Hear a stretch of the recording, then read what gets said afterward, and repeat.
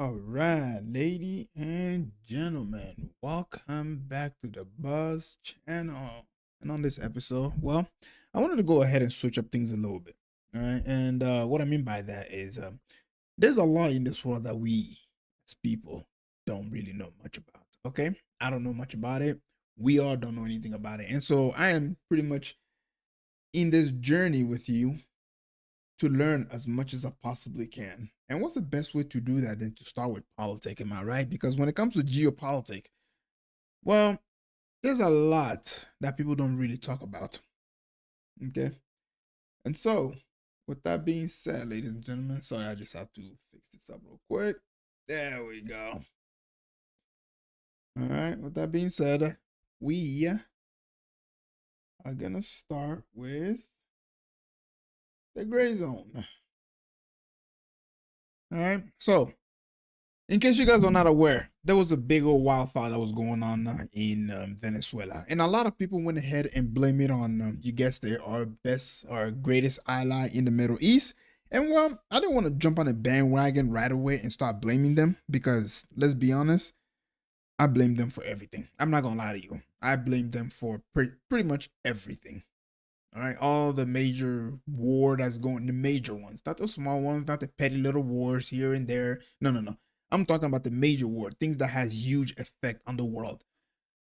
I believe they are behind it, but that's my own opinion. You don't have to hold that opinion. You may disagree with me.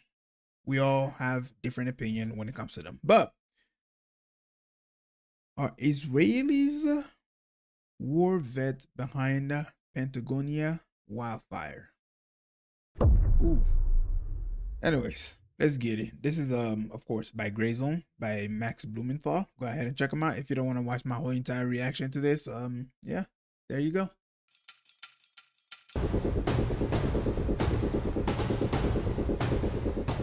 Patagonia is burning. According to provincial fire authorities, as of January 14, 2026, 13,600 acres have been lost to raging wildfires. Fueled by what officials describe as the worst drought since 1957. This is not a single blaze, but multiple fires igniting across different areas, together constituting a wildfire season of historic proportions. Governor, I'm sorry, ladies and gentlemen, I just gotta do something really quick. And by the way, we got a lot of video to react to, so it's gonna be really nice. But yeah, I just got something to do really quick. I don't know what's going on here. Okay. All right, there you go. All right, let's continue. Ignacio Torres, speaking to the press, described the situation as one of the most aggressive fires in the history of the province. While announcing partial containment, he claimed that a group of disgruntled Mapuche activists have been caught red-handed, starting one of the fires.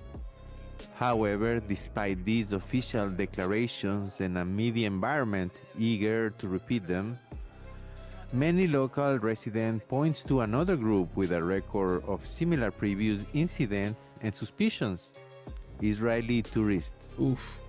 For many of those locals, suspicions quickly escalated. This place was our paradise, and they burned it. They abandoned us, and destroyed everything. Now they're trying to sell off Patagonia to the Jews. Everyone here knows it. It's full of Israelis buying up land, and no one does anything. The only ones resisting are those who lost everything. They left us completely alone. So yeah, I mean, as you can see, it's not just me. Okay, for some reason, everywhere these people go, they tend to cause a lot of trouble. In case you don't believe what I'm saying, places like Thailand, okay, you have shop owners who are literally posting signs that says no Israeli allowed. I mean, you see what I mean? And also when you look at history, throughout history, a lot of countries and nations have warned the upcoming generation of the trouble that these people cause. This is not my opinion, ladies and gentlemen. All you got to do is just look at history, okay? And like I said, I don't know much about this world, and I am genuinely curious to know exactly what's going on, okay? And what's the best way to start than to actually go to the people who are actually ruling this world, okay? People who are causing a lot of trouble today. What's the significance of that? Why are they doing what they're doing? And now we're hearing rumors that they are, well, in starting fire in South America. Is it actually Israelis that are doing it? People are claiming that it is. Is it plausible? Perhaps, because when the creation of Zionism was happening by Theodor Herzl, Palestine was on the list, but it wasn't the first choice. You guys do realize that Argentina was also on that list, right? And so now that they have picked Palestine as their home base, fast forward later, guess what? Argentina, perhaps, is now their next move. I may be wrong, but let's keep going because reports of their presence and alleged involvement initially circulated as rumors.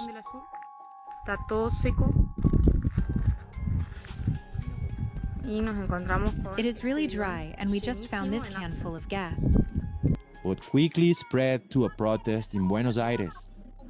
But yeah, the fact that that's gas, obviously it tells me this is not natural fire. Somebody somewhere is starting this fire.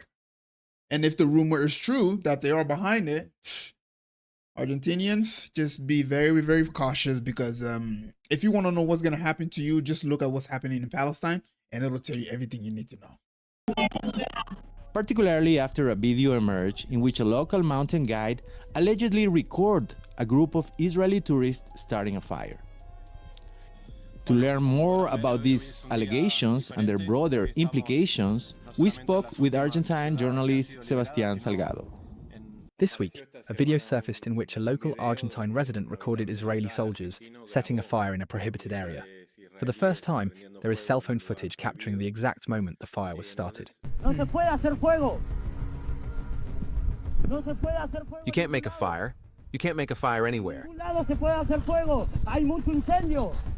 There are many fires around, many fires. Pack up your camp and put out the fire. The young man who recorded the video gave a striking account of the incident. He said he was forced to keep his distance because of one of the individuals involved. Although the person did not speak Spanish, when the young man approached, the individual kept a hand behind his back, as if threatening to pull a weapon. The witness said he wanted to confront them about what they were doing. At the same time, he noticed several other people hiding behind trees in the area, while he was alone. Despite this, the recording remains. This footage is significant not only because it provides concrete evidence of what has long been denounced, that Israeli soldiers, disguised as tourists, are intentionally starting fires, but also because it exposes a trail of corruption in the cover-up being provided by the Argentine government. Otherwise, authorities would be compelled to investigate and pursue those responsible. It should be noted that for the Argentine state, identifying the group of accused tourists would be relatively straightforward. The incident therefore offers important evidence and clues, suggesting that the government of Javier Milei is also implicated in enabling or shielding those responsible. Keep in mind, ladies and gentlemen, Javier Milei has been given over $40 billion by the United States of America. Now, one thing you need to understand is the Americans just don't give out money for no reason. If they give you money, there's strings attached to it. All right. Every year we give, for example, right? Every year we give Egypt billions of dollars. Why? Simple. To keep their hand off of the state of the creation of state of Israel that they're creating now. So when Americans give you money, especially huge lump sum of money such as $40 billion, that comes with a lot of compromise. That comes with a lot of, hey, we give you this money, you stay in power. In exchange, we want this land, or we want you to do this. Now, was the agreement part of starting massive amount of fire so that way Israeli can come in and start buying off the land because, you know, the price of the land is going to drop dramatically? There's a high possibility because as we just seen, there are gas tanks in areas where people are literally starting fire, and that's not by coincidence. Governor Torres also linked the fire to the eviction a year ago of what he described as an unregistered Mapuche group from a national park, an area he says they did not legally own and were occupying. Torres also directly linked the incident to an alleged arson attack on industrial and mining vehicles parked outside Estancia Amancay a few days after the eviction a year ago. However, an anonymous note sent to a community radio station later allegedly claimed responsibility for the arson attack in the name of an alleged Mapuche group resisting a decade-long process of land sales in Patagonia to foreign billionaires such as Joe Louis and Luciano Benetton, each of whom own hundreds of thousands of acres, lands that many local Mapuche consider ancestral territory. This specific anonymous note is one of the main pieces of evidence cited by Governor Torres to justify a series of violent raids and intelligence gathering operations against several Mapuche communities, as well as to place the blame for the current fires on quote-unquote Mapuche groups. However, Torres failed to mention that the suspect apprehended by police after the attack and publicly branded as responsible for the arson was later released after it was corroborated that she was nowhere near the site at the time of the incident, leaving the case unresolved.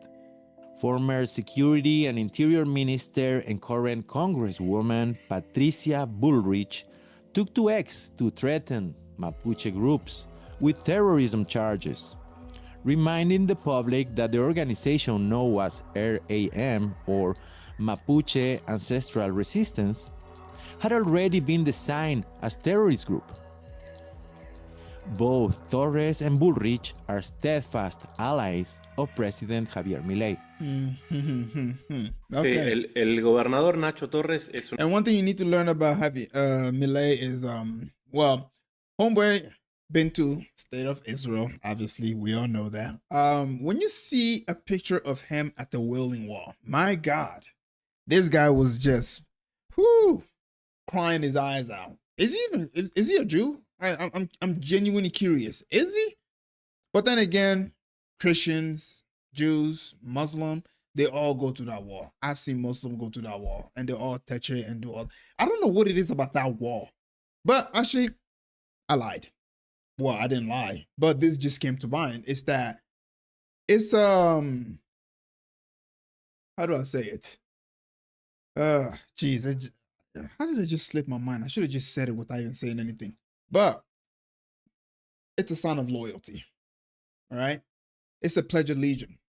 To who? To the State of Israel, to the people who are in power. Because one thing you need to understand is anybody who goes to that wall, they do not get criticized in the media, in case you haven't noticed that. Actually, a lot of them do not get criticized in the media. And Javier is one of those guys who've been to the wall, right? And then later down the line, obviously they give him $40 billion, which is a lot of money. And God knows what he's going to be doing with that money, but man. Governor Nacho Torres is someone who, from the very beginning of his campaign, traveled to Israel to receive guidance. This is clearly documented. He even traveled with his security minister. One has to ask, why would the governor of an Argentine Patagonian province need his security minister present while receiving instructions in Israel before even taking office? They themselves made this public on their social media. La estrategia es bastante parecida a la que usan en Palestina, es culpar a los mapuches de incendiar su propio territorio. The strategy closely resembles what is used in Palestine, blaming the Mapuche people for setting fires on their own land, labeling them as terrorists, and carrying out arbitrary raids and arrests, even in areas where Israeli soldiers have been documented starting the fires. The objective is to force Mapuche communities to abandon their territories, then raid the few who remain, arresting them and accusing them of burning their own homes. This shows how these situations are being orchestrated. Entonces, aquí se ve de qué manera se está articulando. Yeah, and that's one thing you need to understand, right? Is that you will hear on the media where they're constantly saying that, oh, the Palestinians are the one that started the war. First of all, you morons. It was actually the Israeli that started the war back in 1948. The war just never stopped. It never stopped. And one of the prime examples that it never stopped is that the Israeli have a saying. And what that is they said they're going to go mow the lawn. Yeah. See, that's the phrase that they're using for human beings. When they said they're going to go mow the lawn, that means they need to start cutting down population. Because they want to remain to be the majority in that area. Anyways, let's continue.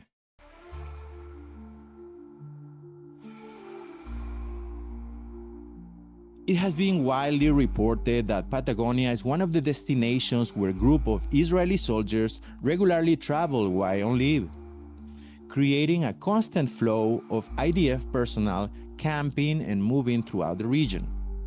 There are also numerous reports of incidents in which these soldiers ignore or directly disrespect local residents and even local authorities, who often back down, aware that these groups are protected not only by the Argentine federal government, but also by powerful interests, given the significant influence of Zionist organizations in Argentina. Just this week, in January 14, a French-Israeli citizen was arrested for violating fire regulations, specifically for lighting a cigarette. The incident remains under investigation, and the individual is required to return to court. While this is not a major incident in itself, when viewed along a number of similar reports and the fire that occurred in the same park in 2014, it has prompted Chilean authorities to enact tougher measures. This stands in contrast to the approach taken by Argentine authorities in this regard. Salgado's and many others' working assumption is that, no longer protected by past restrictions of natural park laws, Patagonia's land is being deliberately burned so it can be eventually sold for cheap, clearing the way for future development and settlement. Este tipo de situaciones que conllevan también la presencia de la empresa israelí Mekorot. With the involvement of the Israeli company Koro, which has been stealing water from Palestinians for decades and is now firmly established across Argentina, particularly in Patagonia. With the complicity of governors who travel to Israel for instructions and the backing of corporate media, authorities attempt to sustain a narrative that is increasingly losing credibility. Con el apoyo de los medios corporativos intentan mantener esta retórica que cada vez más va perdiendo sentido. But the narrative has shifted over the past week, as they realize that people in Argentina have become aware of what we have been denouncing for so long. Now, accusations that Israeli soldiers are setting fires in Patagonia are framed as anti-Jewish or anti-Semitic, following a familiar playbook. Esta es una acción antijudía, antisemita y todo ese protocolo que ya les conocemos tanto. In reality, this issue now extends beyond the Argentine Republic and is being examined and exposed by analysts and communicators around the world. Comunicadores de todo el mundo están acompañando con la visibilización. In our previous interview, which viewers interested in this issue should definitely revisit, link below, you mentioned that there have already been other instances in which IDF soldiers were accused of starting fires. Can you tell us a little bit more about that and about why it's not the first time that they have been directly implicated? Bueno, de la que hay más evidencia es en Torres del Paine porque el soldado Rottensinger fue capturado, ¿sí? Y fue encarcelado por las autoridades chilenas. El problema es que one of the most documented cases occurred in Torres del Paine, where an Israeli soldier, Rottensinger, was captured and briefly imprisoned by Chilean authorities. As the power structure protecting him became visible, it also became clear that the Chilean judiciary, like its Argentine counterpart, is subject to Zionist influence. In 2014, Singer burned an estimated 50,000 hectares of Torres del Paine National Park. He entered through an illegal crossing, apparently to avoid leaving official records of where the fires were started. Although he was detained, the judicial outcome amounted to a negotiation, a proposed payment of just $7,000 for the destruction of tens of thousands of hectares of native forest. As far as is known, even that amount was never paid. In effect, an irreparable national park ecosystem was destroyed for the equivalent of a minor fine. Today, Rottensinger is reportedly a prominent businessman in Israel. This is the only case that has ever reached court. De bosque nativo que no se recupera. Y bueno, esto es parte de una realidad que se vive a los dos lados de la frontera. Hoy Rottensinger es un prominente empresario en Israel. So despite relevant, present, and past incidents, according to the Argentinian government, it is unfair to accuse, detain, and investigate Israeli tourists that were allegedly caught in the act. But it's totally... How is it unfair? I mean, if there's histories of them starting a fire in the past, it should be credible enough to say, okay, maybe we need to investigate to see if they're actually starting more fires. Throwing that anti-Semitic stuff, this is the reason why they get away with so much crime. Every single time they get accused of doing something that they aren't guilty of, they automatically start throwing that label, oh, anti-Semitic, anti-Semitic. Like, no, you were there. For example, if you say that they were behind 7/11, that you automatically consider anti-Semitic. When in reality, they knew in advance that it was going to happen. And when it was happening, they were just on top of the roof recording it while dancing. And then later down the line, the prime minister says that it was one of the best things that could have ever happened to the state of Israel. Fair to detain and investigate Mapuche groups for similar present and past incidents. Very interesting. Let's see. Rottensinger was taken to court for specifically burning a forest. And on the other hand, the Mapuche alleged attack a year ago was not a forest fire, but an attack on trucks and tractors.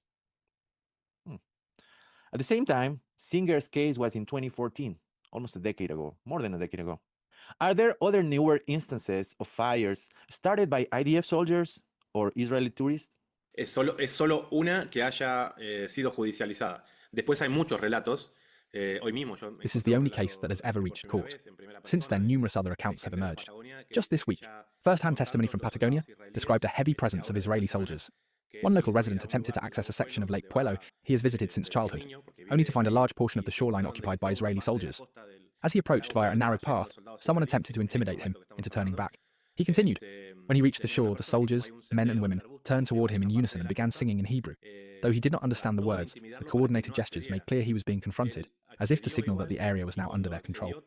This reflects a reality that is increasingly coming into view, partly because fear has diminished amid the devastation caused by the fires, and partly because the scale of the genocide against the Palestinian people has exposed what Zionism is capable of where it seeks to establish colonies. While other cases exist in which Israeli soldiers are suspects, only one has been prosecuted. Many never reach trial. Locals report incidents, individuals are briefly detained, and then shielded by authorities. What emerges is a well-oiled structure that consistently guarantees impunity. Evidentemente hay toda una estructura muy aceitada donde ellos se garantizan su propia impunidad. I just watched a video where a Palestinian makes a comparison between Argentina now and Palestine a century ago, right? Now that I'm seeing what's going on in Argentina, I'm starting to second guess. Like, are they making it a getaway for Israelis? Are they trying to make it a second colony? What's going on? I'm not even trying to sugarcoat it. You guys live on one of the most beautiful pieces of land on earth. And if you don't protect it, I'm telling you, this has happened to us. They will take it from you. So what this Palestinian is suggesting is that eventually that process will be repeated.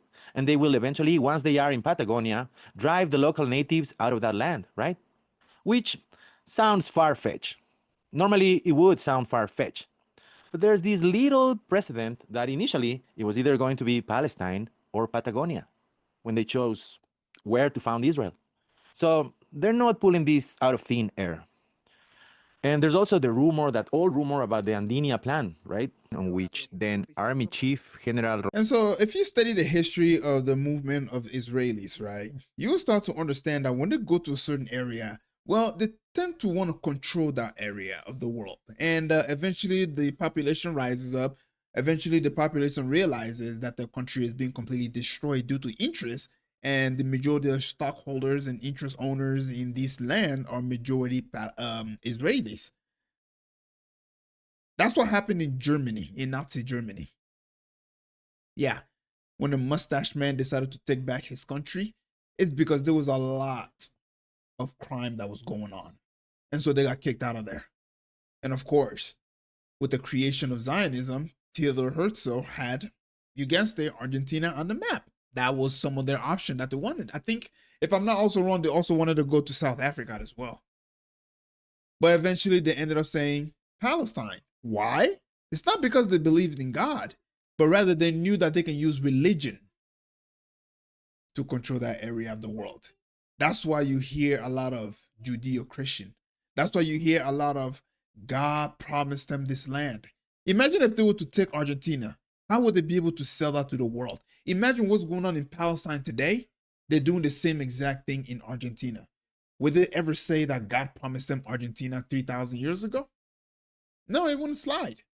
The reason they've been able to commit as much crime as they're doing now is because of the evangelical Christians who believe in the Bible that has been distorted. The Scofield Bible has been distorted to favor the Israelis so that way they can continue committing genocide in Palestine. And then you have a bunch of Christians, pastors on the internet saying, oh, we stand with the state of Israel. I'm sorry, do you not see what's going on over there? This is why I can't have respect for these people when they see, like, we see babies being unalive right in front of us, and yet they want to justify that by saying that God promised them this land 3,000 years ago. And so my warning to the Argentinians is, if you don't rise up, if what's going on right now, the fire that's starting right now, if they are behind it, understand that they are trying to take the land. And once they get their greedy ass finger on that land, understand that weapons are going to start getting smuggled down there. And once that happened, understand that guess what happened in 1948 in Palestine is going to happen to you again with the protection of the state of the United States of America. It's the same pattern. They just do it in different areas of the world.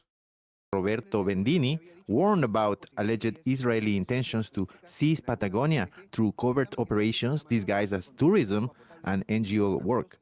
He did so in front of a class of military, allegedly, as it was reported at the time, and it caused a huge uproar. So, what do you think about these other aspects that are being raised here? Is this a conspiracy theory? Sí, eso es parte de una realidad. O sea, acá no caben teorías conspiranoicas ni nada. Lo que vos mencionabas es el... I mean, there is no room for conspiracy theories here. What you mentioned is, let's say, the structure of the International Zionist Project, laid out in the book presented at the Basel Congress in 1890 by Theodor Herzl, The Jewish State. In that book, two possible locations for the establishment of a Jewish state are outlined, and those places are precisely Palestine and Argentina. This is important to remember, and the person in the video makes it very clear. I do not think Palestine was ever chosen in order to abandon the Argentine project. There is very clear evidence that there were extremely significant projects of Jewish autonomy within Argentine territory. At the end of the 19th century, Argentine authorities themselves promoted this. If migrants were seen as white and European, they were welcomed and even given the possibility of pursuing their own autonomy. There is the case of Maurice de Hirsch, and there is also the case in Tierra del Fuego involving Julius Popper, who was at the same time a genocidal figure against the indigenous peoples of Argentina. He arrived with a regiment of more than 100 people under the pretense of searching for gold, when in reality he was seeking autonomy for the province of Tierra del Fuego through a new city he founded called Atlanta. All the historical records of this exist, but attempts have been made to alter the meaning of that history, portraying Popper as a kind of naturalist or adventurer. In reality, he is unique in the history of the genocide against indigenous peoples, here in that he was photographed with the indigenous people he murdered, posing with his Remington and Winchester rifles against bows and arrows, like a hunter standing over big game. These photographs are easily accessible and can be found online. At the time, Popper himself sent them to Juárez Celman, the Argentine president then in office, who was, to say the least, aware of this autonomy project. This was around the period when Popper travelled to Buenos Aires and later died under rather strange circumstances. Y posa como quien posa sobre un animal de caza mayor, ¿sí? Esas son fotografías que cualquiera puede encontrar en internet muy rápido porque él se las enviaba. What the Palestinian streamer says is therefore absolutely true. If only it were possible to go back in time and warn those who believed there could be peaceful coexistence between the Zionist project and the Palestinian Arab and Muslim population, and who perhaps did not resist in the way they should have. The suffering of the new generations of Palestinians today, the infanticide that Israel is carrying out against them, makes it clear that we, as adult Argentines of this moment, bear responsibility for defending our territory and our resources for future generations. Because evidently, it is our turn. We are the ones who will one day be asked about that moment when Israeli soldiers began to intimidate the Argentine population, while it was said to be merely a project.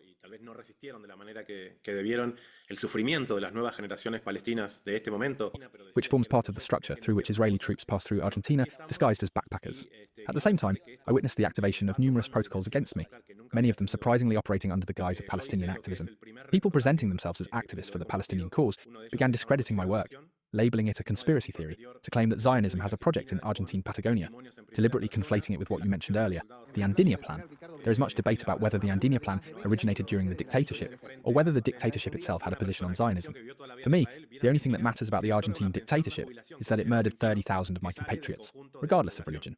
Most were Christians, and there is no need to speculate further. What matters is the reality we are living today. There is a clear project of autonomy and occupation that begins with control over water, continues with control of land, and has already penetrated all three branches of government. The judicial branch works in their favour. The legislative branch, largely due to Milei's electoral victory, is now aligned as well. Milei himself is not merely someone who has agreements with Israel. He is a political product of the Chabad Lubavitch sect. This same network financed figures such as Ghislaine Maxwell, daughter of Robert Maxwell, a Mossad-linked figure, who helped build the structure of political blackmail through Jeffrey Epstein.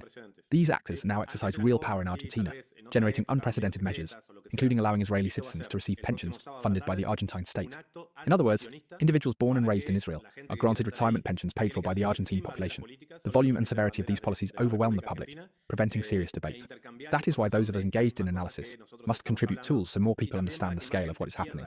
What is new and unprecedented is that next Saturday, an openly anti-Zionist demonstration will be held in front of the Argentine Congress. No political party flags will be allowed, only Argentine flags. The purpose is to exchange information, break fear, and confront the anti-Semitism protocols, signed by former President Alberto Fernandez, that have been used to silence dissent.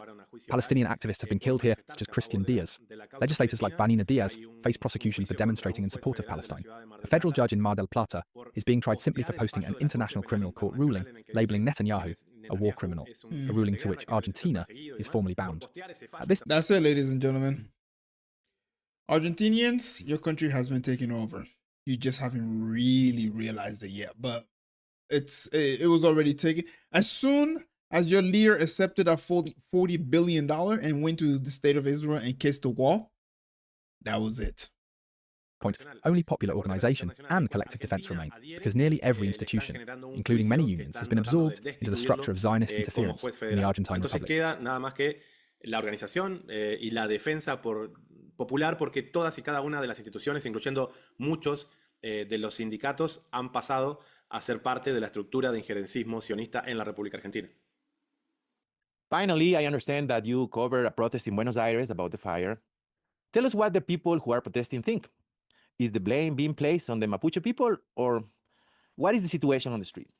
Sí, la protesta de ayer en el obelisco, en la avenida 9 de Julio, en el centro de la ciudad de Buenos Aires, primero era para visibilizar el porteño, o sea, el habitante de la ciudad de Buenos Aires a grandes rasgos.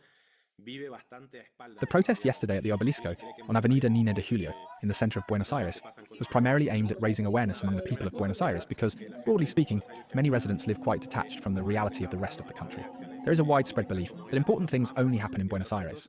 So one of the first objectives was for people in the city to learn more about what is happening through direct actions, such as holding banners at traffic lights when cars stop, showing that Patagonia is burning. The other objective was a specific denunciation, given the overwhelming evidence, and this has been happening for a long time, that the fires are intentional. Most of the people involved, many of them linked to left-wing parties and movements, are making it clear that those who identify as Mapuche have absolutely nothing to do with the fires, and are, in fact, fighting alongside firefighters to put them out. At the same time, while there is broad agreement that the fires are being deliberately set, I do see fear among representatives of these political parties when it comes to openly stating what we are witnessing. This fear stems from the intimidation faced by fellow legislators who are currently undergoing impeachment processes for making these accusations. Yesterday, when some of them were asked, if the fires are intentional, who do you think is starting them? The strategy they articulated was to avoid mentioning Israeli soldiers. In other words, they argued that it does not matter who is responsible.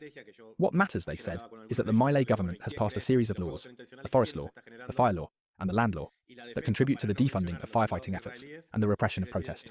That is the framework they are trying to emphasize. Still, these responses remain incipient and limited when weighed against the seriousness of the situation. La ley de tierras que ayudan al desfinanciamiento del combate de los incendios y la protesta intentaban basarla un poco más en eso. Entonces, bueno, son incipientes y son pequeñas en relación a la gravedad de la situación. President Javier Milei, who is a Chabad Lubavitch member, there's your boy, and a very close confidant of Eduardo Elstein and other powerful landowners, investors, and developers, many of them fervent Zionists, has indeed changed the laws, allowing for larger areas to be sold. I mean, look at him. Like a little kid at a candy store. I mean, geez, bro. Every single damn time, man. They're just like, it's like, what is it about these people that makes you just want to betray your own people so much? I genuinely don't understand that. Like, why? Why do you want to throw your own people under the bridge just for them to come?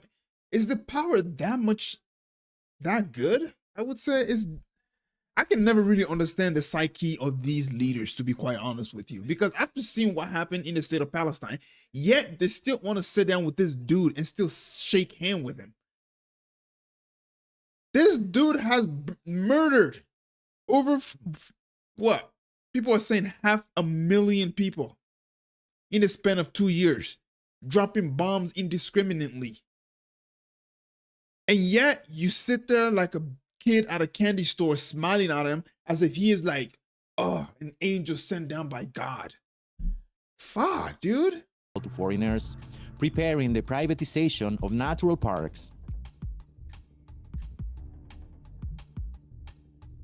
opening Mapuche areas for development, and eliminating a time frame safety that prevented burned areas to be sold. Now, thanks to him, you can not only buy those burning areas, but also change their use at will. The following is a video of a government official talking to investors. We have large extensions of land with access to energy, with access to water, in cold climates, which is sort of a cherry on the cake for the cooling of systems. And in an area without armed conflicts, without tsunamis, no earthquakes, there are not that many places on Earth with those things. Obviously, the problem with this area is that it's populated by the Argentinians. So this is the one thing that we have fixed. Hubo una serie de acciones muy evidentes. There have been a series of very clear actions by the government aimed at defunding, for example, the national parks. And what about the firefighters? They are paid absurdly low salaries in relation to the risk they face and the work they do in trying to contain fires that, in many cases, remain largely out of control. Thousands upon thousands of hectares have already been destroyed. Se han acabado con miles y miles de hectáreas. Y otra de las acciones, por ejemplo, importantes es que había 2 helicópteros rusos importantes. Another important example is the case of the 2 Russian helicopters that were used for this type of operation, to transport personnel and drop water in emergency situations. 2 helicópteros rusos que Milei le regaló a Zelensky, ¿sí? Como una manera de desprenderse de toda la tecnología rusa. These 2 helicopters were handed over by Milei to President Zelensky as part of a broader effort to eliminate Russian technology. The official explanation was that spare parts were unavailable due to sanctions imposed by the United States on the Russian Federation, which meant that critical components were no longer arriving. As a result, these important helicopters were given away. This adds a clear geopolitical dimension to the situation, revealing which international actors are also implicated in what is happening. De dar una dimensión a nivel geopolítico de cuáles son también los actores que están involucrados en todo esto. Whether Salgado is correct that foreign, primarily Zionist, interests are operating behind the scenes to prey on the land and natural wealth of the Argentine people, or whether Governor Torres and the Argentine government are correct in claiming that armed resistance groups within the Mapuche community are setting fires and destroying their own ancestral forests, one thing is clear. The suspected parties have very different, though equally evident, motives. One group claims to be defending its land. The other may be seeking to take control of it. Yet it is striking that only one of these groups has been subjected to serious investigation. Faced with a crisis of this magnitude, President Javier Milei's only response was a belated post on X, using an AI-generated image to thank the volunteers and brigade members who defund. This dude didn't even have the cojones to go out there and actually say, thank his own people. Rather, he had to make an AI-generated picture of him shaking hand with a firefighter. Pathetic. By his own government are risking their lives to contain the fires. Add to this a historic draw and a current very aggressive austerity regime that has defunded nearly every area of government, laying off park rangers, firefighters, and federal staff, slashing maintenance, logistics, and research budgets, weakening emergency services infrastructure. And it becomes very clear that the natural wonder of Patagonia is in serious danger. So yeah, ladies and gentlemen, truth of the matter is that if they're actually behind it, it's too late. They've already taken over, because the leader, in order for you to pretty much stop the Israelis from going into Argentina and taking over the burnt land and buying the burnt land, you have to, I don't know if this is going to be YouTube friendly. You have to remove the leader in that position and put somebody who has not kissed the wall. That's how you pretty much take back the control to your land. Because Javier, like we just said, this dude went to Israel, kissed the wall, sitting there looking at Benjamin Netanyahu like a little kid at a candy store, just all thrilled and happy with a big ass smile on his face. Like, you do know this guy just got done killing over 500,000 people, right? And yet you're shaking hand with them, taking $40 billion from America. And in exchange for what specifically? What, you think you just beg for it and then they just give it to you and say, there you go, bye-bye, nothing, no strings attached. Anyway, ladies and gentlemen, that's the story when it comes to Argentina. Now let's move on to our big news of what's going on. So apparently China has been arming Iran. Now, first of all, I just want to go ahead and say that Iran has a right to defend itself. I just want to go ahead and say that. Secondly, with the way America has been acting, it is pushing the world toward the East. And what do I mean by that? Based off of how America went into Venezuela and captured Maduro, based off of the fact that Donald Trump is going around joking about taking Greenland, now the whole entire world is in an uproar. Everybody's trying to figure out exactly what's going on. Because right now it looks like Donald Trump is just, like he was on a leash and now they just let him loose. And now he's just going around causing as much havoc as he possibly can. And with that being said, ladies and gentlemen, our president of the United States and the prime minister of the state of Israel has been calling for this war for over 3 decades now. Okay, so much so that he has lied repeatedly about the fact that Iran is on the verge of building a nuclear bomb when Khamenei himself said, actually, we're not interested in that. But who gives a shit what the Iranians said, right? Rather, is what our president Benjamin Netanyahu says. With that being said, let's try to figure out exactly how China is helping out Iran. I mean, let's be honest. Why didn't China help out the Palestinians? It doesn't make any sense to me. But during the last 56 hours, 16 military cargo planes from China have landed in Iran. This is the largest amount of military aid China has ever transferred to Iran in such a short period of time. Uh-oh. Uh-oh. Donald Trump, when I see what do they know that we don't know? This, it really turns my stomach. But he was asked if Iran keeps trying to develop their interballistic missiles. Well, here's what he says. Will you support an attack, Israeli attack on Iran if Iran will not have a deal? If Iran will continue with their ballistic missiles and also nuclear weapons? So he's asked, will you support an Israeli attack on Iran if Iran keeps trying to develop their ballistic missiles and their nuclear missiles? And here's his response. If they will continue with the missiles, yes. The nuclear, fast.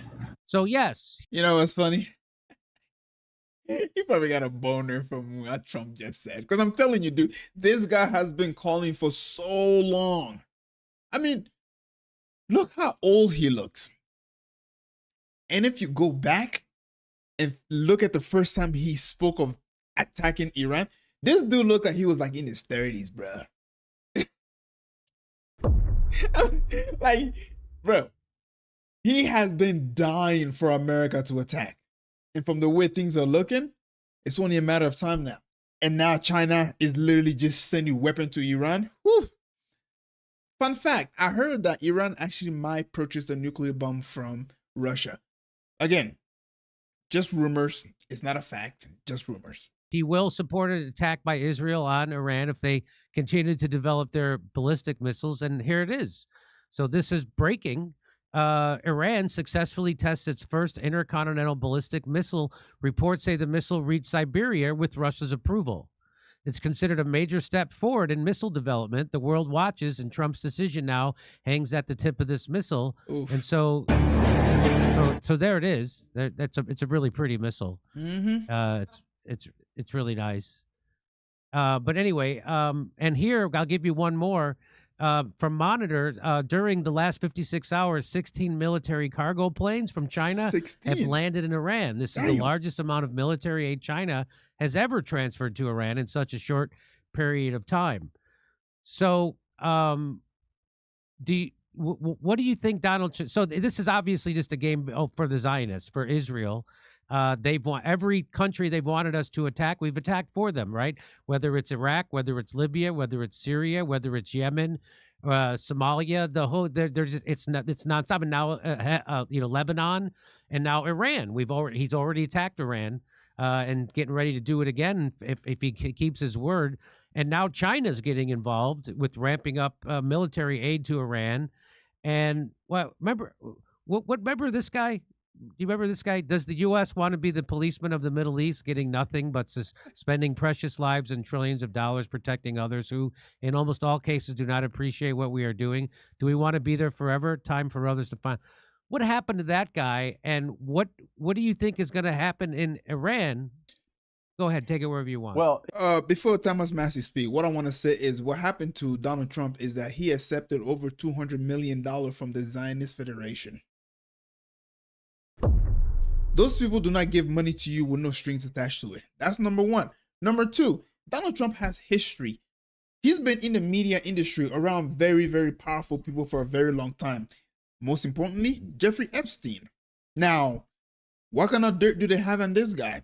Only God knows. Why do you think all the Epstein file has not yet been released? Donald Trump says that he is protecting his friends. Yeah, the friends that he's talking about are a bunch of PDF files. It's almost never what they say it's about. And so the first attack on Iran, sure, it was motivated in the United States by their nuclear program. But the reality is, I believe, that Israel had calculated that Iran was collecting enough conventional missiles that they could eventually overwhelm the defense of Israel. Their Golden Dome, or Iron Dome, they've only got so many missiles. And so I think that first attack was just about pummeling their conventional missiles so that Israel wouldn't, could act with impunity, could keep acting with impunity and not worry about an attack from Iran. Iran has never had the capability of hitting us with a nuclear weapon. That's not to say they couldn't develop it, or any country that's a first world country, not a third world country, couldn't. Let me tell you something. The reason that Iran does not like America is simply because America is protecting the state of Israel. And if you remember back in June, the 12-day war, Israel did an initiative, or what was the word that they used? Preemptive attack. What does that even mean? Imagine you walking by somebody, they just glance at you, and then you punch them in the face, and you call that preemptive attack. That's literally what it is. Israel attacked Iran. Daddy America has to come and stop the war. Iran can literally wipe Israel off the map in like 3 days. It has enough missiles to do that. The reason why America is trying to attack Iran, for one, Israel wants that to happen.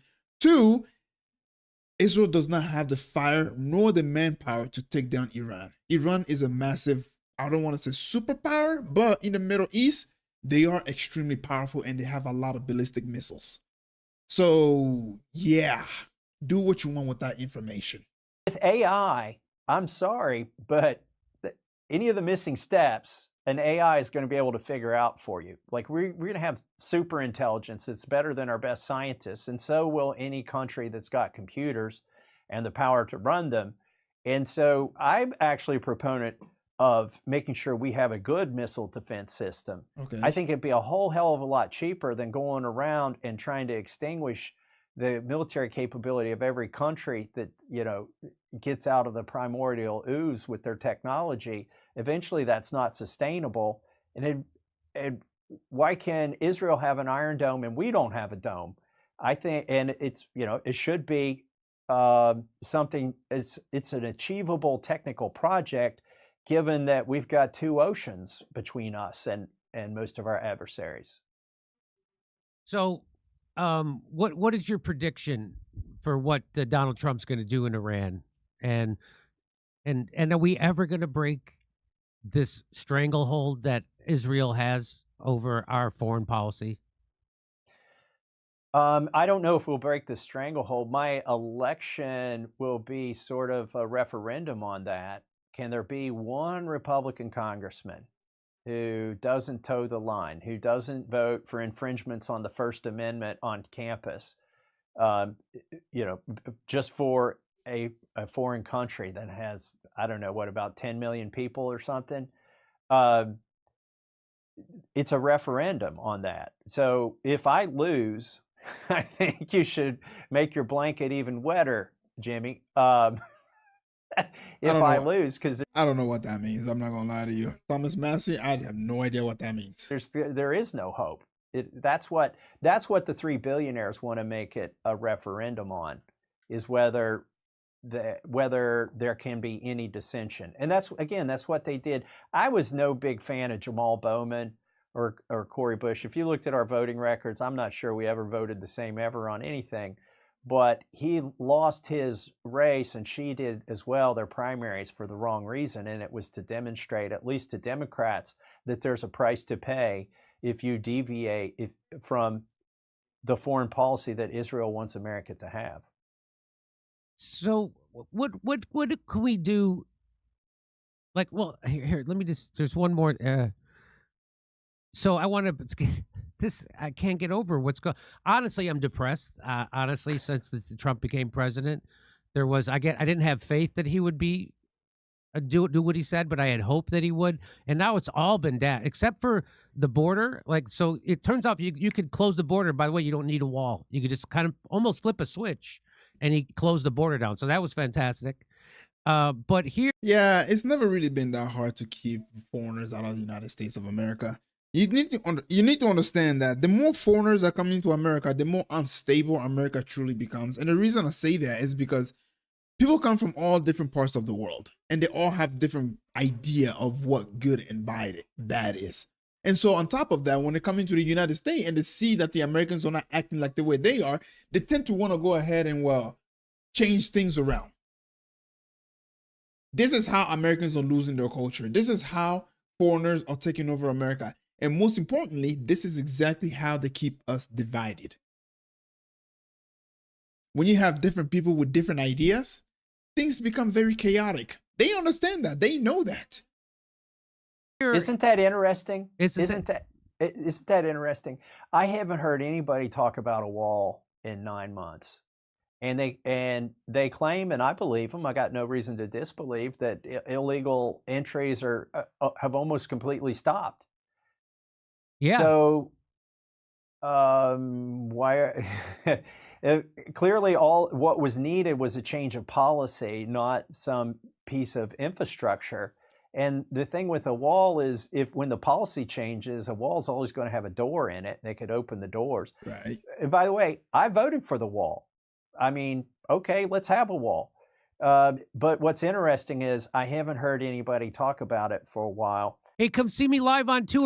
Yeah, anyway, so the reason you really haven't seen anybody talk about it is simply because the wall was never really, for one, it was never really something that they were going to complete. Two, it was a way to pretty much rally up people who are sick and tired of foreigners coming into their country. That's what the wall was pretty much about. And so, with that being said, ladies and gentlemen, with this whole entire idea that Iran is the boogeyman in the Middle East and Iran wants to go ahead and, wipe out everybody and so on and so forth. Iran is very, very dangerous, and they're on the, what's the word that he uses? Syphilis. I forgot how you say it. But yeah, I just want to go ahead and say that, well, it's not that bad. There's a 10-minute video of Propaganda and Co. Very, very good journalist, FYI. He went ahead and took a very special trip to Iran now. And, first of all, let's hear from his experience. Iran. Yes, Iran. Uh-oh. Somebody's gonna get in trouble. Just kidding. I actually had no problem going to Iran or returning from it. At least not. What? You mean they didn't try to, off your head because, I don't know, you're from the United States?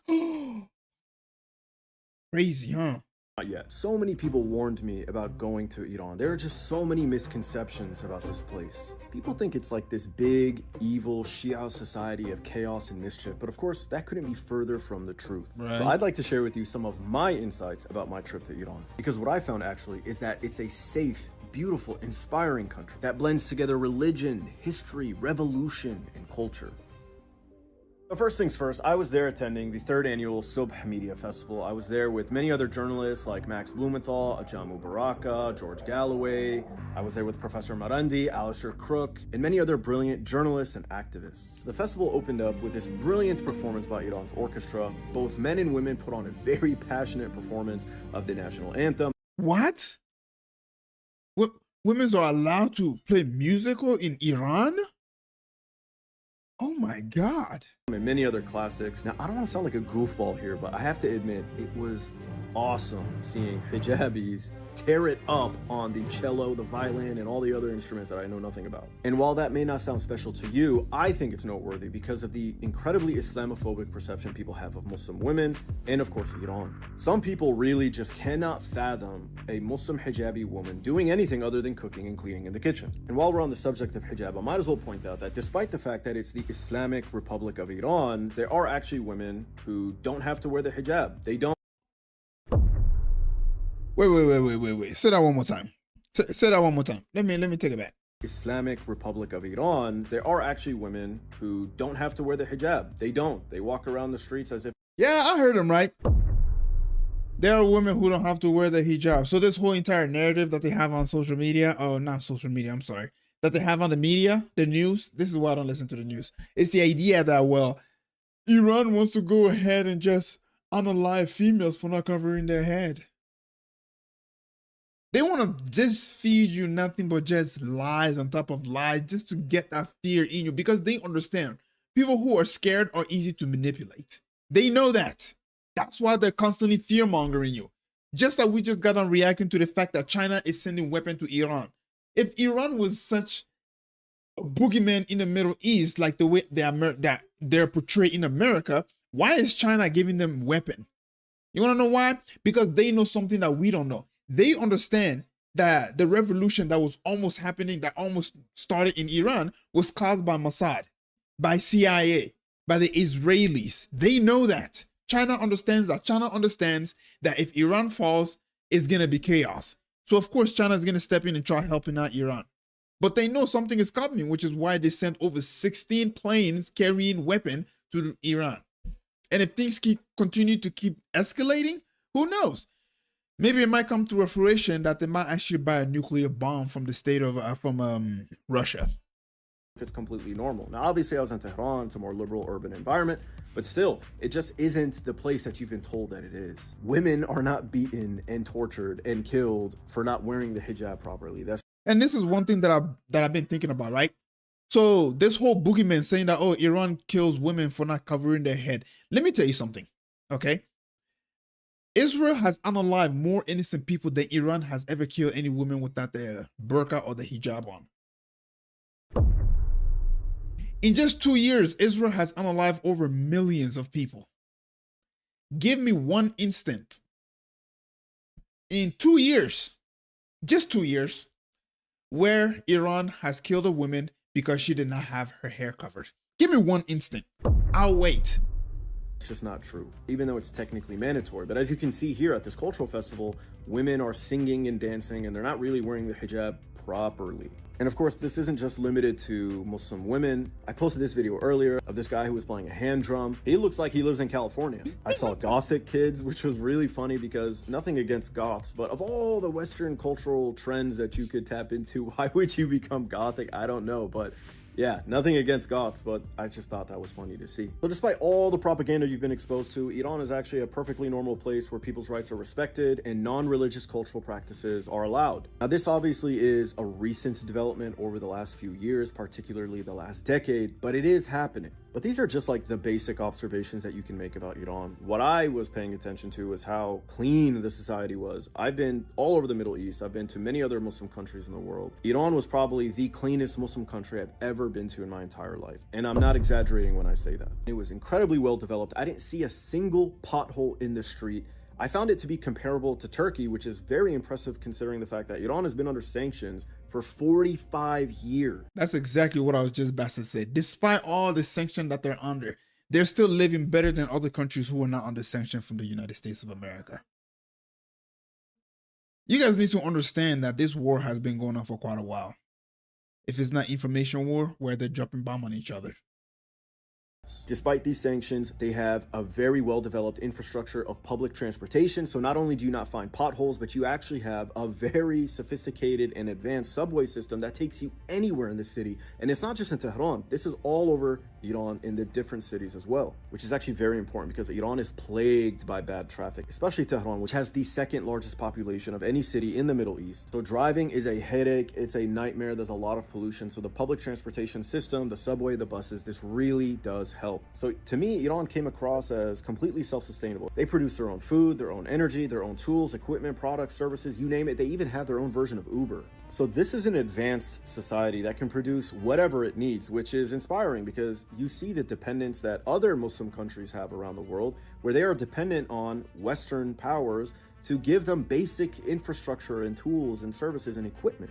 I also got to take an official tour of their National Aerospace Museum, which was a lot of fun for me. The presentation was given by an official IRGC General of Public Relations, and he gave us an official tour of their ballistic missiles and their drones, their space and satellite program. All of it was incredibly impressive. Again, this is a country under sanctions for 45 years, yet they've developed their own sophisticated rocketry. They developed their own radars, air defense systems. I mean, they're not just making their own Uber or growing their own food, they're building their own defense. And that to me is ultimately why I think Western countries are so bothered by Iran. It isn't just that they could make a nuclear weapon, it's that they don't want to be a consumer culture where they buy everything from the West who profits off their resources and their needs. They are a producer culture. They are a producer society, civilization. They make their own things. They stand on their own 2 feet, and they've paid a heavy price for doing that. And yeah, one thing you also need to understand is that the Iranian people understand that. They also understand the fact that, guess what? America has massive sanction on Iran. They know this. Even when the 12-day war was happening and Israel was hoping for the people to rise up, yeah, guess what? They did not. Why? Because they knew the situation. They knew, yeah, we would much rather be under this government than the state of Israel to come and put the puppet leader here and then start ruling us. Same thing was happening now. Despite Mossad, despite CIA going around gunning down people, burning down buildings, burning down mosques, trying to create as much havoc as possible to get the people wild up to just do whatever they want. Despite all of that, guess what? It failed. It failed. Because the Iranian, they know. I'll say this. They probably know more about what's going on than we do here in the United States. Because every single time Iran comes up in the news, they're always portrayed as the boogeyman. They're always portrayed as a bunch of people who are trying to take over the entire Middle East. That's how they're portrayed as. When in reality, that's not really the case. The only reason they're portrayed like that in the mainstream media is simply because when Israel wants a country to be taken out, they make this country look bad. When Israel wants a group of people to be taken out or to be looked at as the enemy wherever they go, they make these people look bad. That's how it's been. The only country that's going to benefit from Iran falling is the state of Israel. That's it. Iran does not have the capability to attack America. And if they have the capability, they don't want any beef with America because let's be quite honest, America is extremely powerful. Iran doesn't have any nuclear bomb. America has thousands of nuclear bombs. Thousands of them. They don't want any beef with America. It's Israel that they have beef with because Israel is causing havoc in the Middle East. Syria, Libya, Yemen, Afghanistan, Iraq, all these places.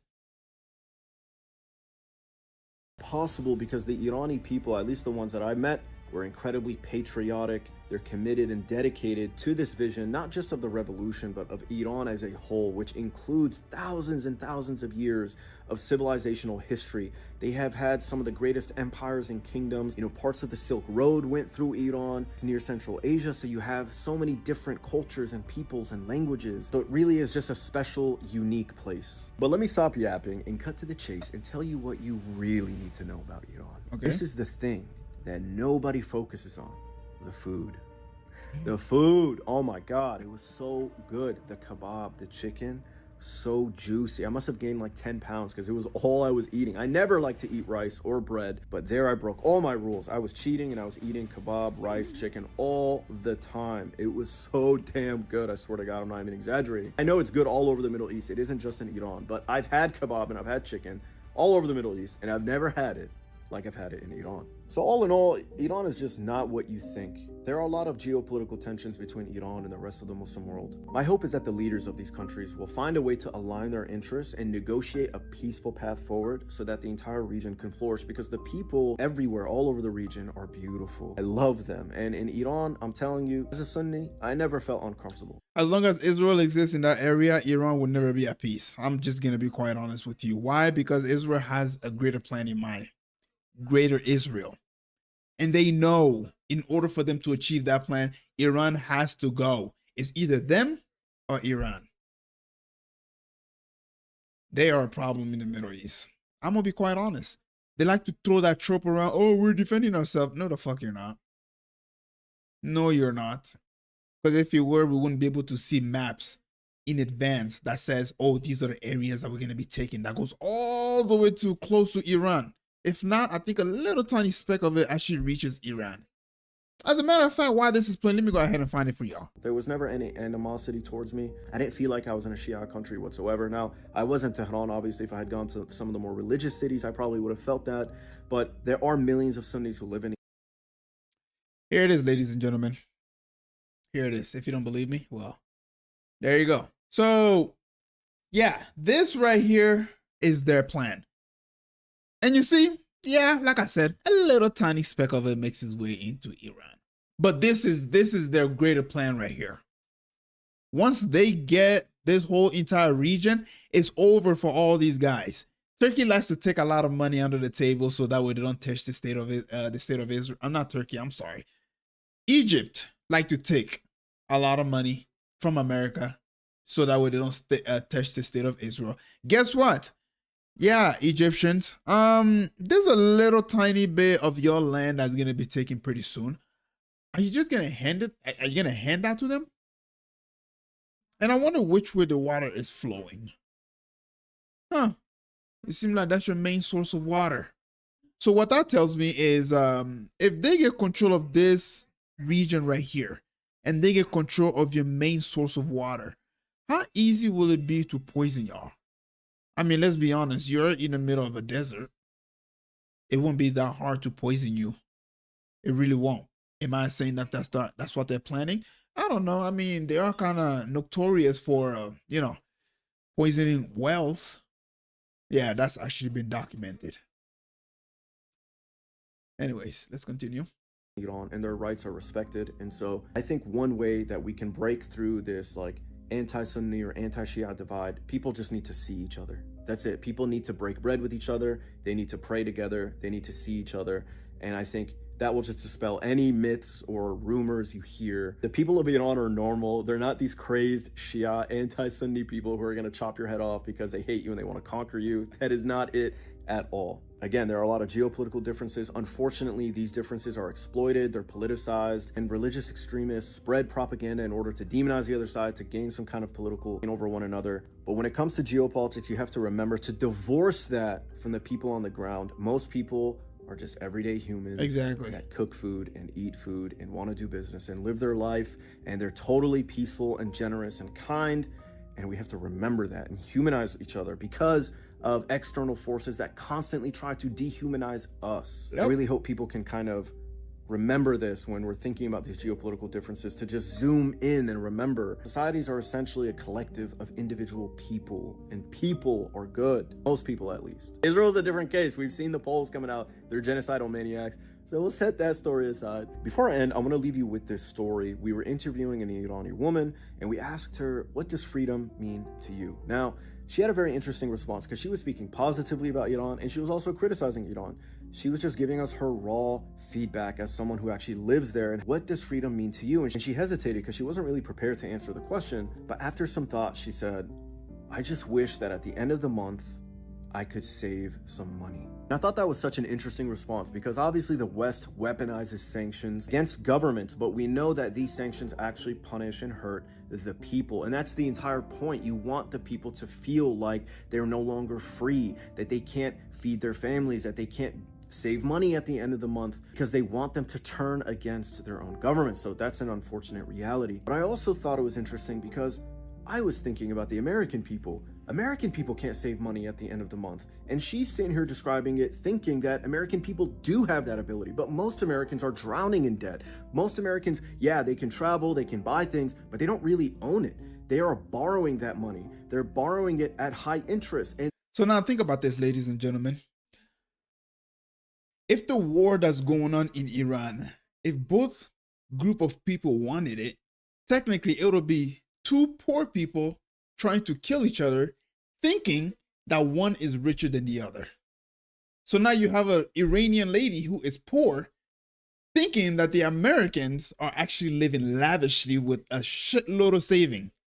And the Americans are like, nah, we ain't that rich. Rather, the Iranian are trying to kill us. And so it's like, holy crap. This is what the media does. And it brings me back to the quote of Malcolm X. The media will make the innocent look guilty and make the guilty look innocent. In this case, the media is making Iran look like the enemy when they're really not the enemy. Iran doesn't really give much about America. I'm gonna be honest with you. Iran does not. This whole idea that, oh, they don't like your freedom. They want to go ahead and take away your freedom. Iran doesn't care. As a matter of fact, I will say this. Iran will be a far better ally for America than the state of Israel. Despite all the sanction, despite all the harsh sanction that has been imposed on Iran, they're still prospering. They still have a huge amount of reserves of oil. Americans like oil. America like oil. I'm sure American can get on the table and say, hey, let's sign a deal. You sell the oil to me. You know, we make business. We do business with each other. Because the dollar is backed up by oil, and Iran has a shitload of it. What does Israel have? What natural resource does Israel have? Why are we so hell bent on that little tiny part of the world? What can it provide for us that we can look at and be like, this state, we cannot break apart from this state because we benefit a lot from this state. Guess what? Zero. They don't have any natural resources. They're just a leech that's sucking the wealth out of Americans. That's all they are.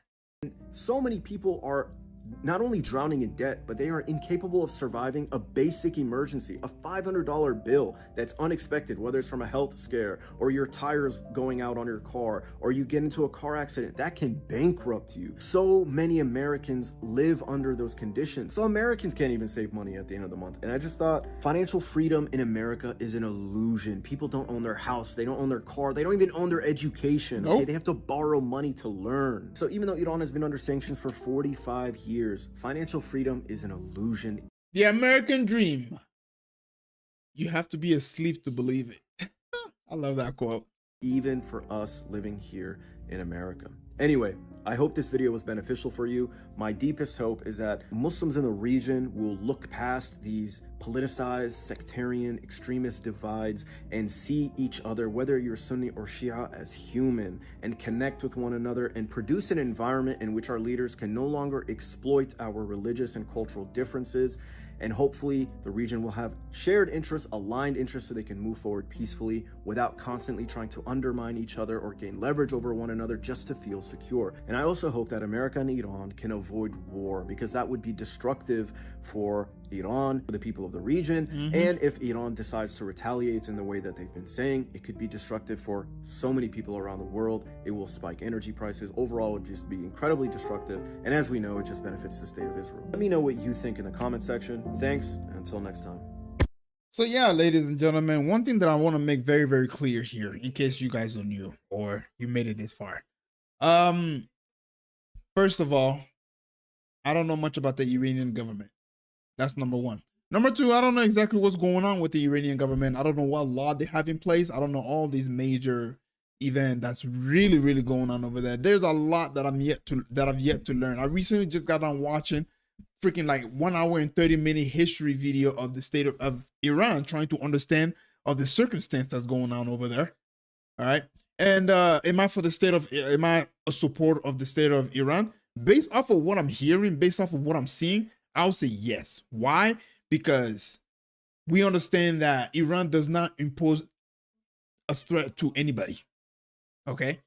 They don't impose a threat to anybody. Rather, it's the state of Israel that's trying to ramp up things to try to pretty much get the whole entire country to control it, to put their puppet over there. That's all they're trying to do.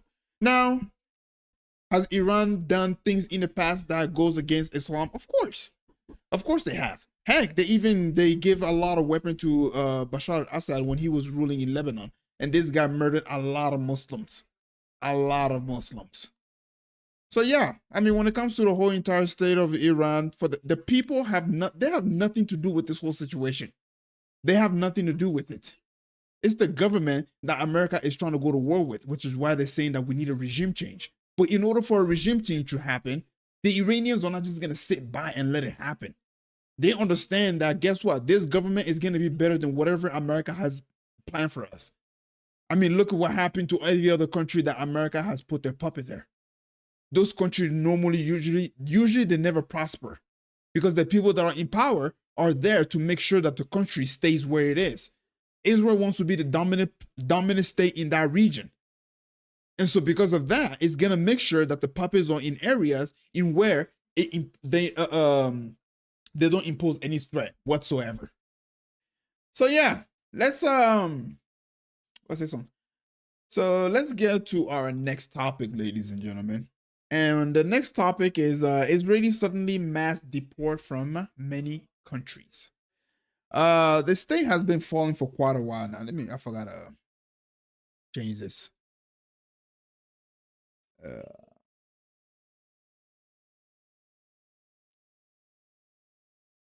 So I just gotta do something real quick. Alrighty. Okay. So yeah.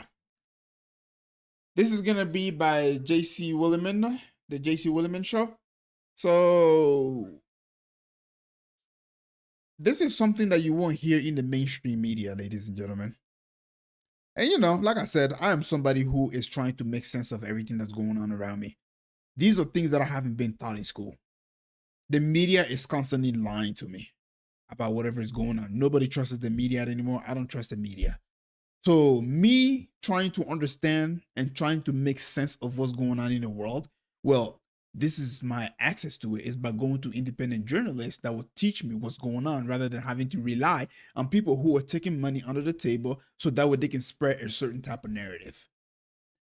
And one of these narratives that you normally won't hear on the mainstream media is the fact that, you know, mainstream media will make Israel look like, oh, Israel is prospering, the people are happy, and so on and so forth. When in reality, this is what's going on. The Israelis are leaving. Ever since the creation of the state of Israel, they have never been in peace. It's constant war, constantly. If it's not with the neighbors, it's with the Palestinians.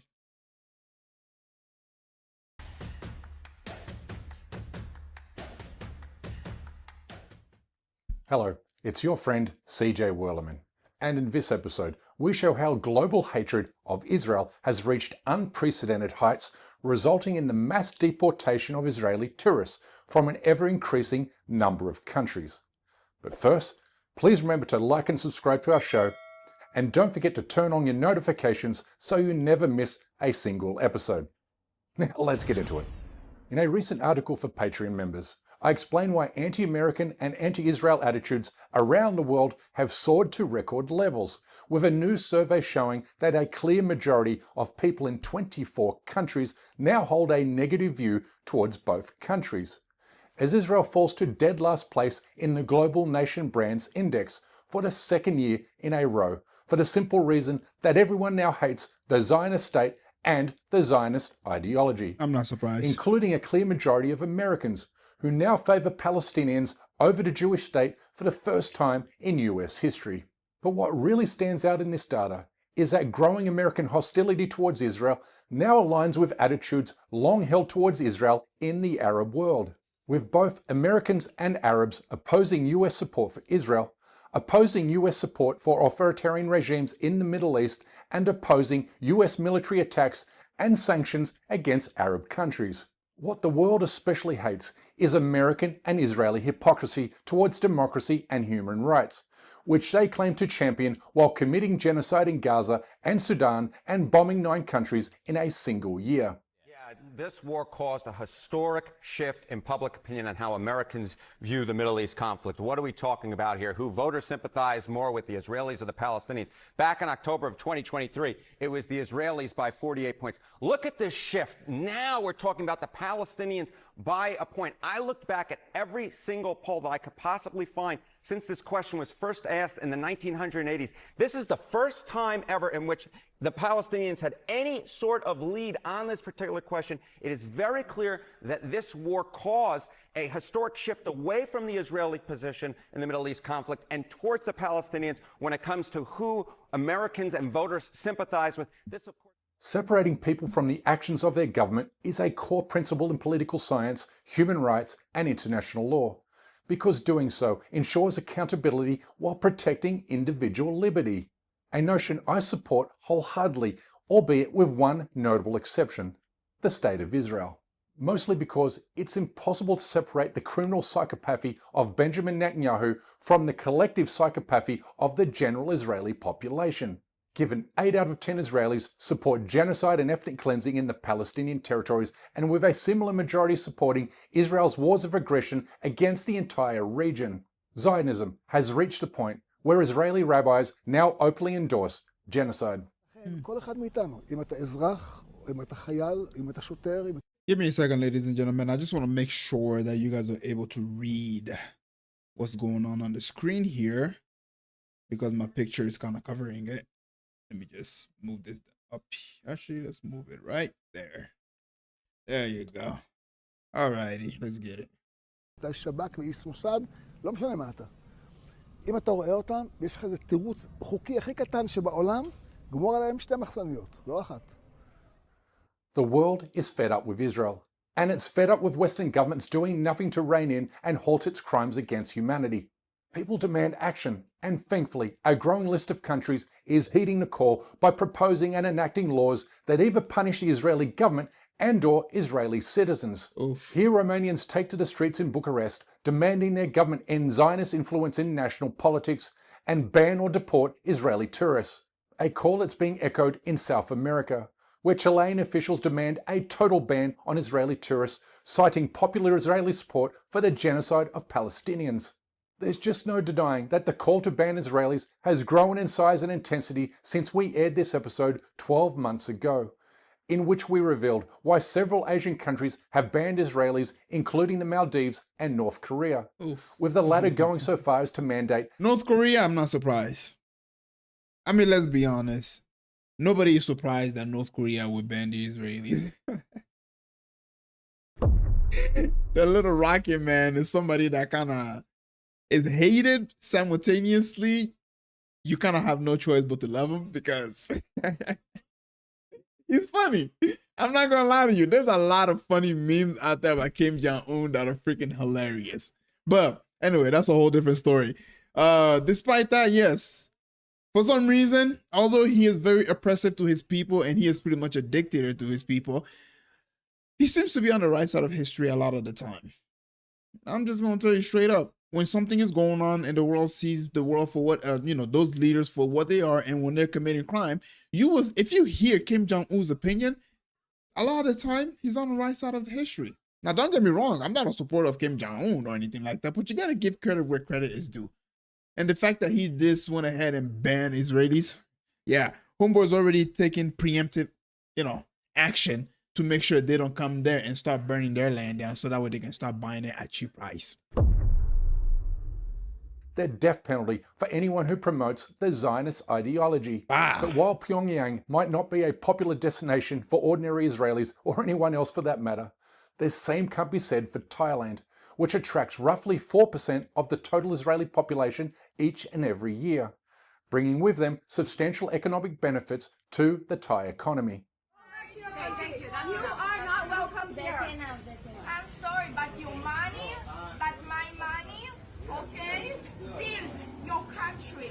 Look how arrogant that is, bruh.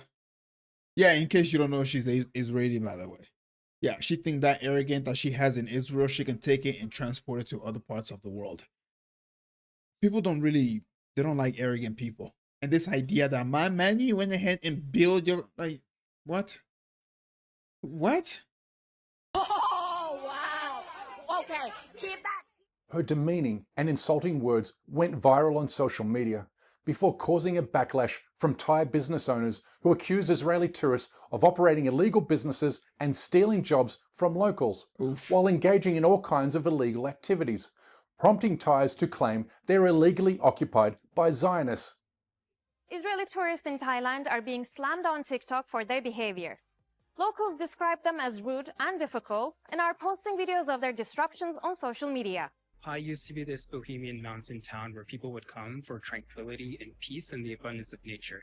Now the energy has completely shifted and it has a lot to do with who's here. This town is completely overrun with Israelis. I'm talking 3-to-1 ratio with locals and other tourists included. And of course they bring their sense of entitlement with them everywhere they go. Literally everybody is sick of them, the locals and other tourists.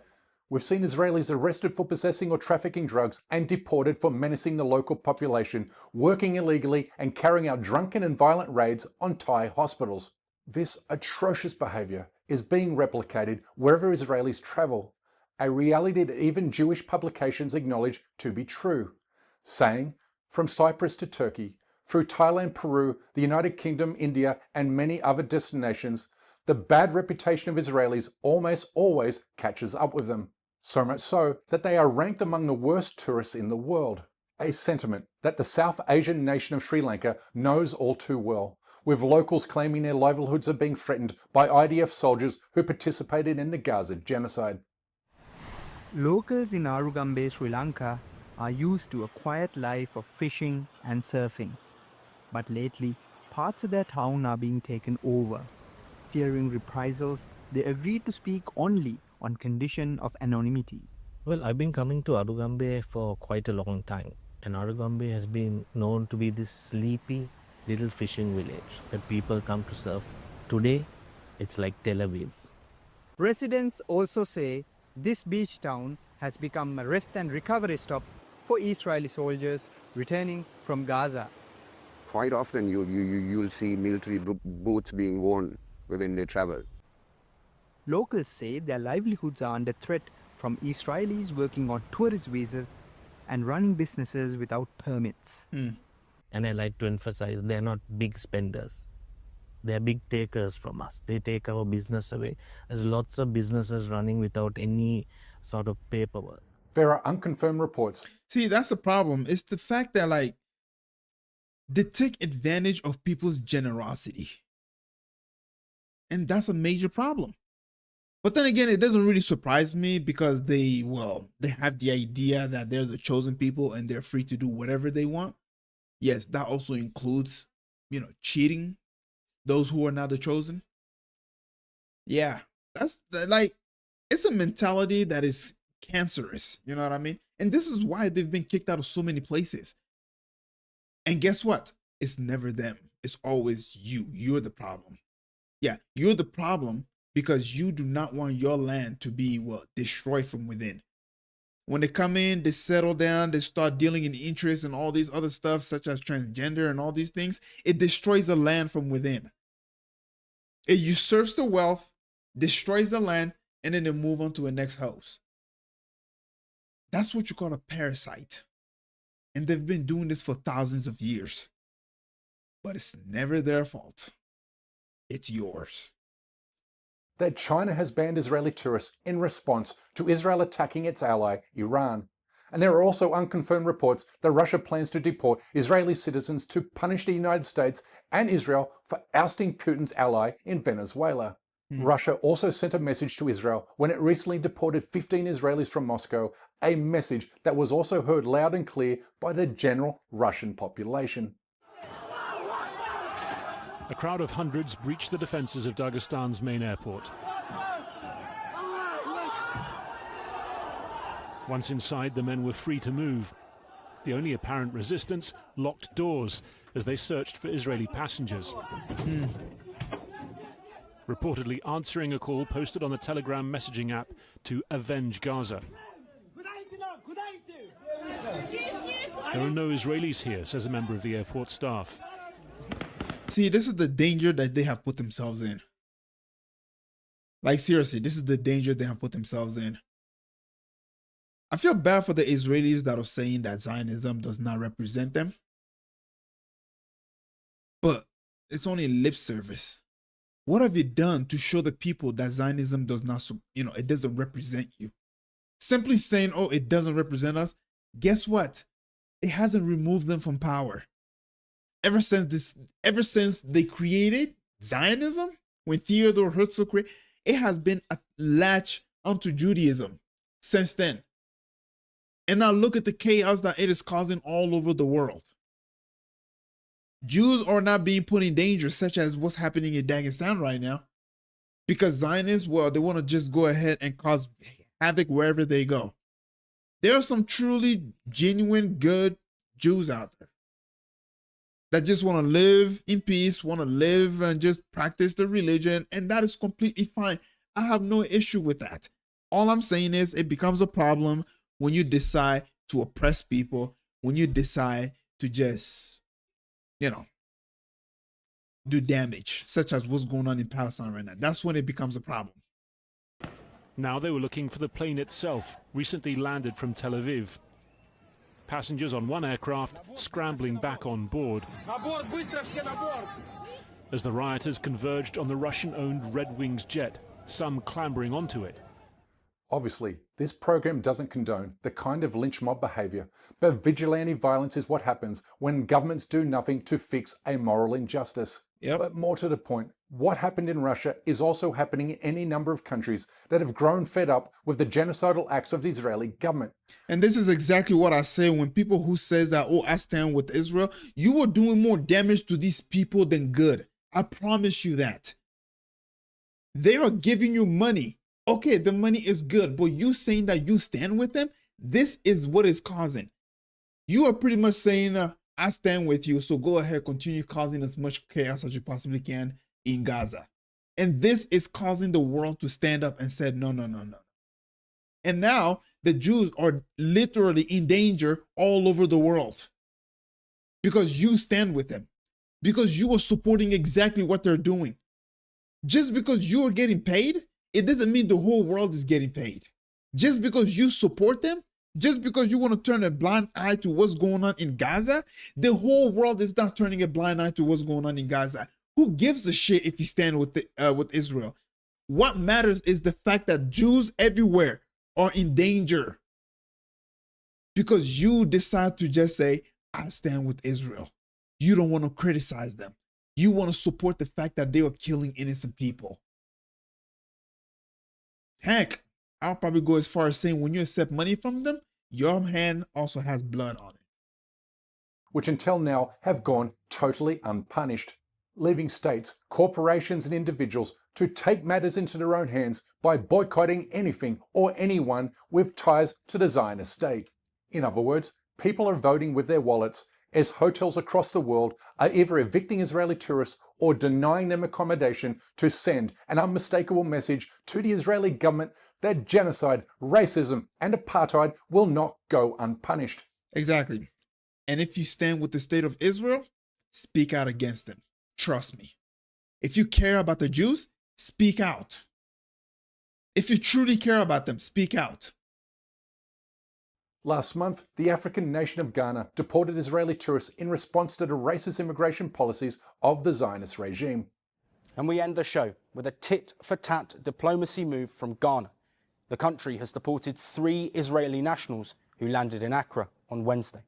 They say they've been compelled to retaliate over what Israel started. Ghanaian authorities have stated this move is a direct response to the alleged mistreatment of Ghanaian travellers in Tel Aviv.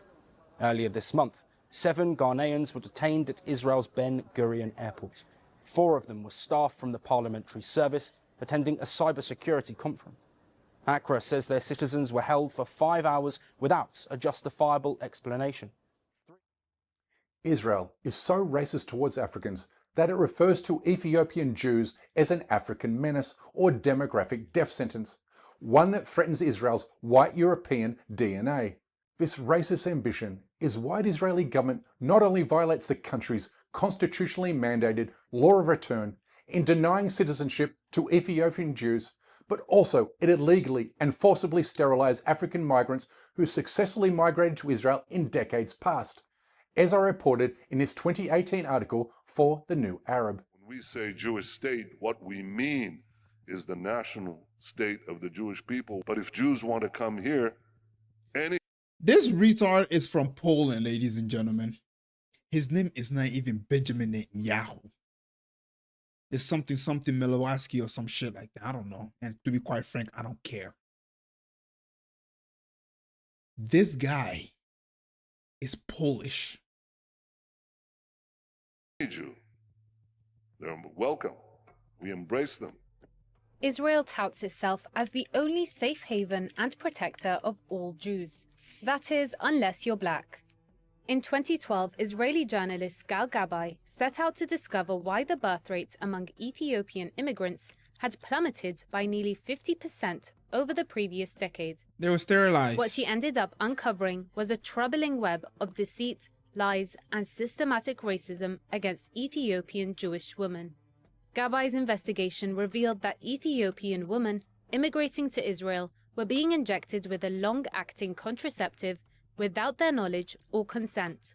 These injections, administered every 3 months while the women were still in transit camps in Ethiopia, continued after their arrival to Israel.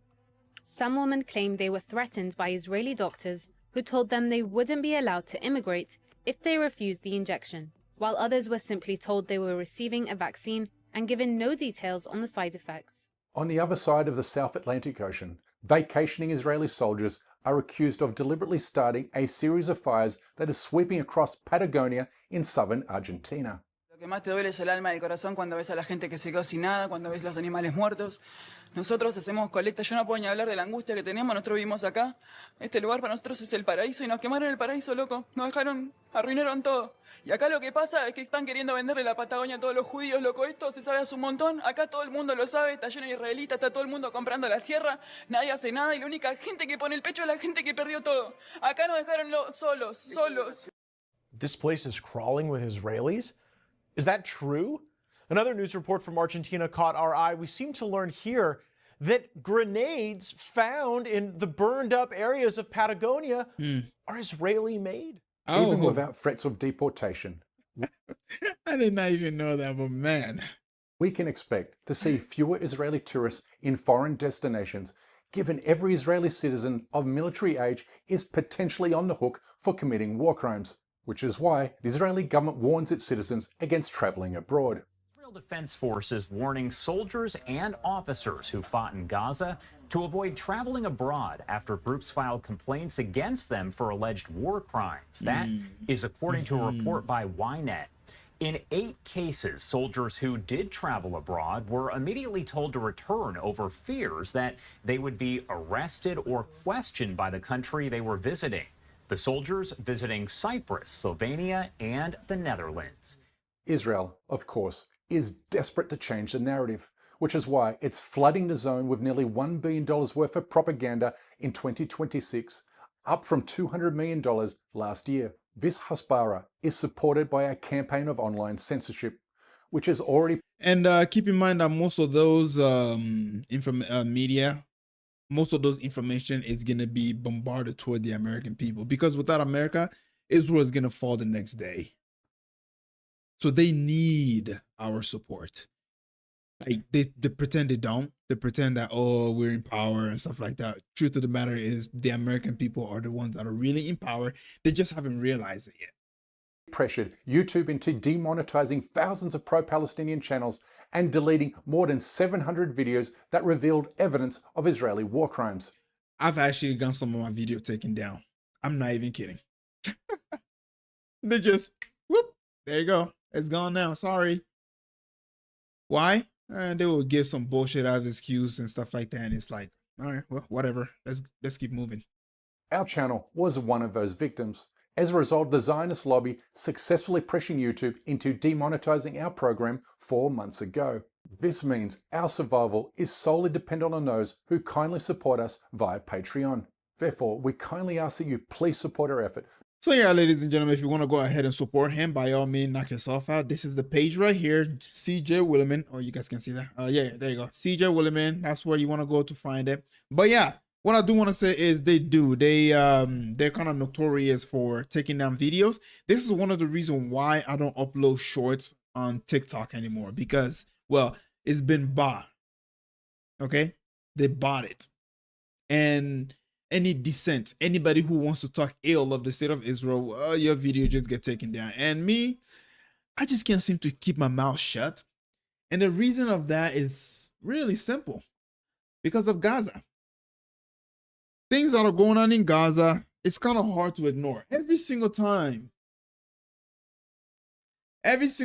ladies and gentlemen, let me show you this. This is Gaza right here. This is Gaza. How can I see this and then turn around and say, "Oh, I don't want to talk about." No. Yeah, let me go ahead and move it, because you know, X has a tendency of posting what do you call it? Things that are not YouTube friendly. You know what I mean? Like look at this. Look at this. This is a bomb. So now you tell me, how is this for one person? They're trying to, so according to them, they're trying to take out Hamas. Yeah. So Hamas is going to just gather in that little region. And so now you have to drop a freaking 20,000-pound bomb on them just to take out, I don't know, maybe 5 Hamas members. This is why I don't buy their narrative whatsoever. It's bad, ladies and gentlemen. It is horrible.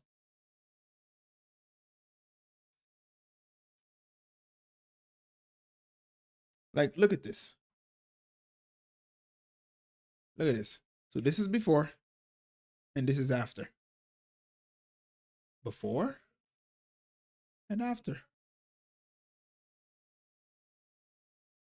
This is what's going on, ladies and gentlemen. Here's another one for y'all. Before and after. Yeah, Hamas was hiding in all those buildings, by the way. You know? And if you notice, how dare you notice it? How dare you see the fact that we're trying to wipe out these people? How dare you? Look at this. I mean, does this look like, you know, does this look like a, you know, we're trying to take out Hamas?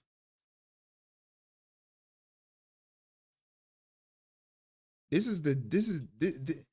is what they do.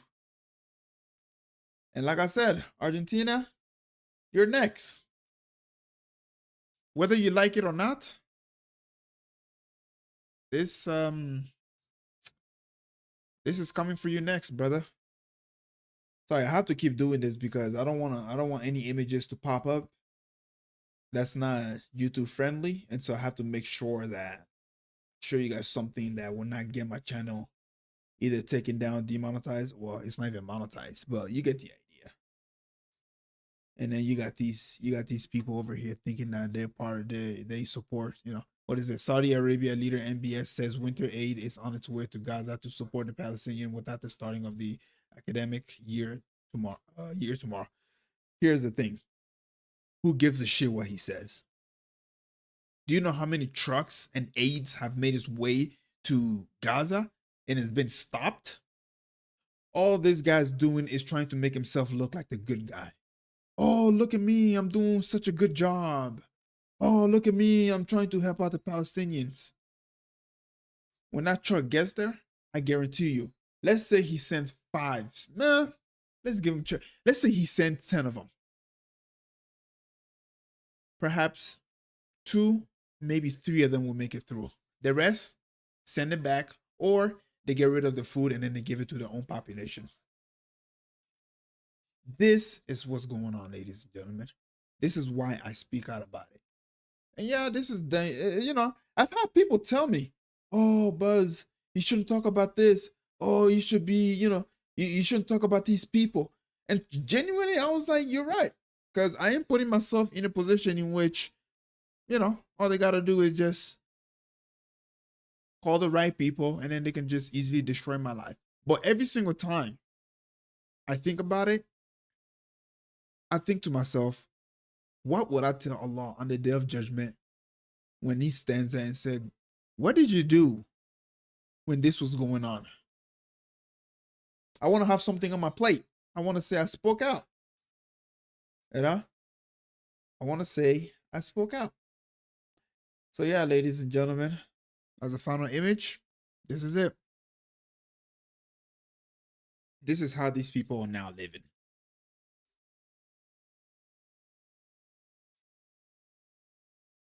Anyways, if you made it this far, ladies and gentlemen, I'm gonna go ahead and end the stream now. I've been on it for quite a while. This is actually my longest stream ever. Wow. But if you made it this far, or if you skip all the way toward the end and you saw this, don't forget to leave a like and subscribe, and I'll catch you guys up in the next stream. All right.